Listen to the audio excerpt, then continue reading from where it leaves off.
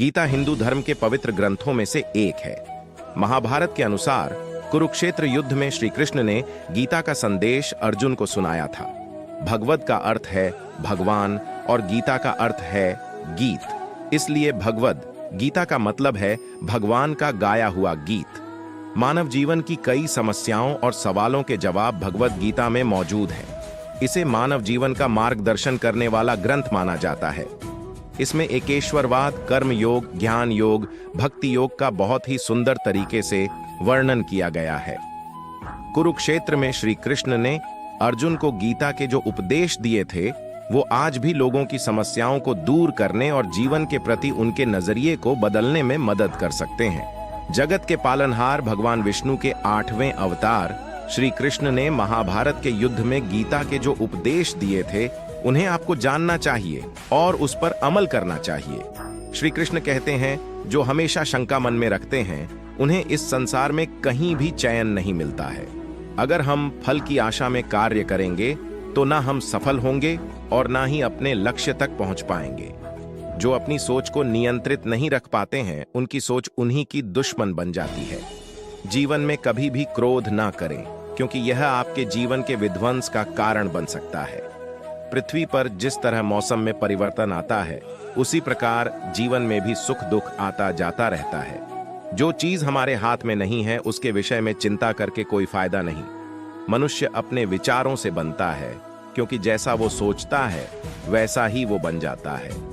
जो जन्मा है उसकी मृत्यु निश्चित है, जो मरा है उसका जन्म निर्धारित है। इसलिए सत्य का दुख मनाना व्यर्थ है।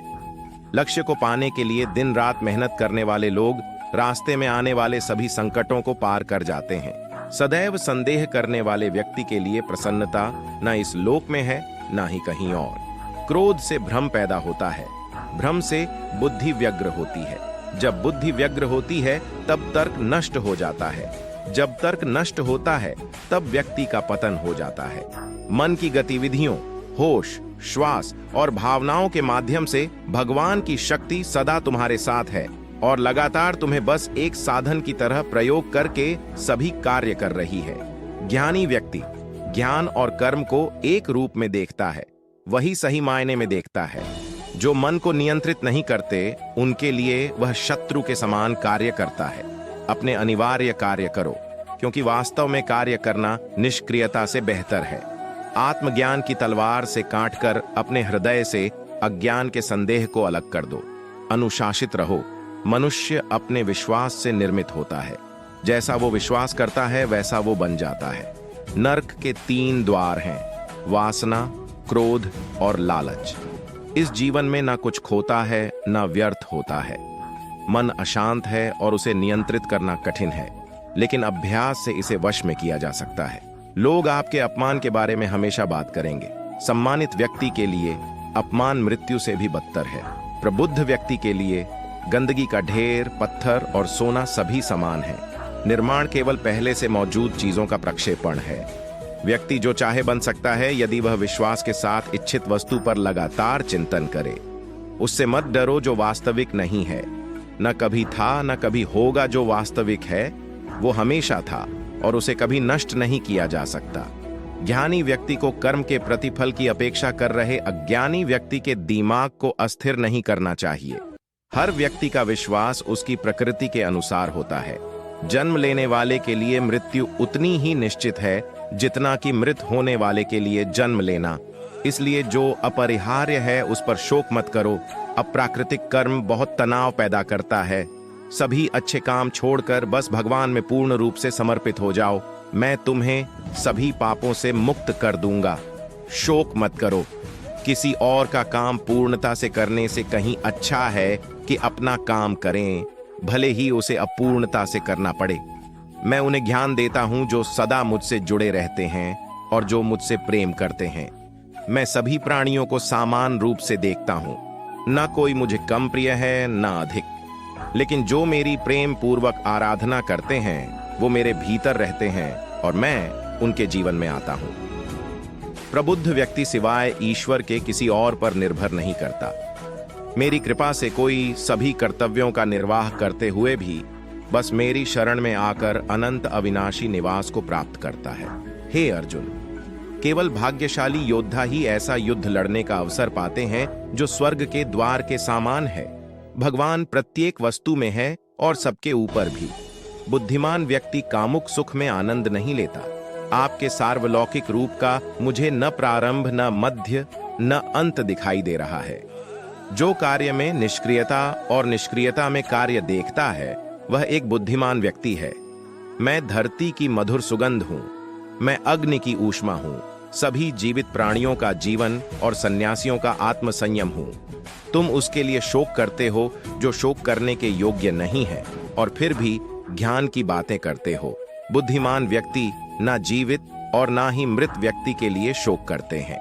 कभी ऐसा समय नहीं था जब मैं, तुम या ये राजा महाराजा अस्तित्व में नहीं थे, ना ही भविष्य में कभी ऐसा होगा कि हमारा अस्तित्व समाप्त हो जाए। कर्म मुझे बांधता नहीं, क्योंकि मुझे कर्म के प्रतिफल की कोई इच्छा नहीं। हे अर्जुन, हम दोनों ने कई जन्म लिए हैं, मुझे याद है, लेकिन तुम्हें नहीं। वह जो वास्तविकता में मेरे उत्कृष्ट जन्म और गतिविधियों को समझता है, वह शरीर त्यागने के बाद पुनः जन्म नहीं लेता और मेरे धाम को प्राप्त होता है। अपने परम भक्तों जो हमेशा मेरा स्मरण या एक चित्त मन से मेरा पूजन करते हैं, मैं व्यक्तिगत रूप से उनके कल्याण का उत्तरदायित्व लेता हूं। कर्मयोग वास्तव में एक परम रहस्य है।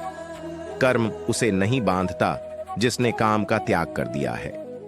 बुद्धिमान व्यक्ति को समाज कल्याण के लिए बिना आसक्ति के काम करना चाहिए। जो व्यक्ति आध्यात्मिक जागरूकता के शिखर तक पहुंच चुके हैं, उनका मार्ग है निःस्वार्थ कर्म।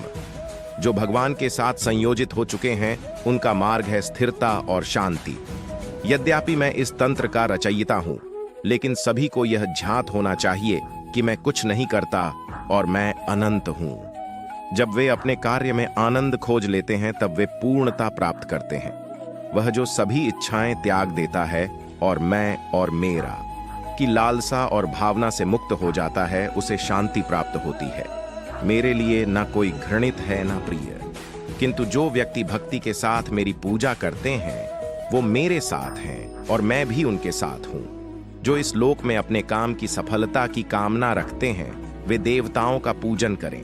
मैं ऊष्मा देता हूं, मैं वर्षा करता हूं और रोकता भी हूं, मैं अमृतत्व भी हूं और मृत्यु भी।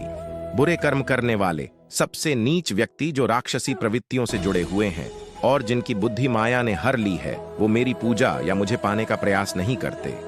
जो कोई भी जिस किसी भी देवता की पूजा विश्वास के साथ करने की इच्छा रखता है, मैं उसका विश्वास उसी देवता में दृढ़ कर देता हूं।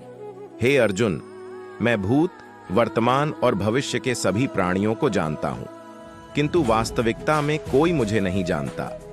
स्वर्ग प्राप्त करने और वहां कई वर्षों तक वास करने के पश्चात एक असफल योगी का पुण्य एक पवित्र और समृद्ध कुटुंब में जन्म होता है। केवल मन ही किसी का मित्र और शत्रु होता है। मैं सभी प्राणियों के हृदय में विद्यमान हूं। ऐसा कुछ भी नहीं, चेतन या अचेतन, जो मेरे बिना अस्तित्व में रह सकता हो। वह जो मृत्यु के समय मुझे स्मरण करते हुए अपना शरीर त्यागता है, वह मेरे धाम को प्राप्त होता है। इसमें कोई संशय नहीं है। वह जो इस ज्ञान में विश्वास नहीं रखते, मुझे प्राप्त किए बिना जन्म और मृत्यु के चक्र का अनुगमन करते हैं। तो दोस्तों, इस वीडियो में बस इतना ही।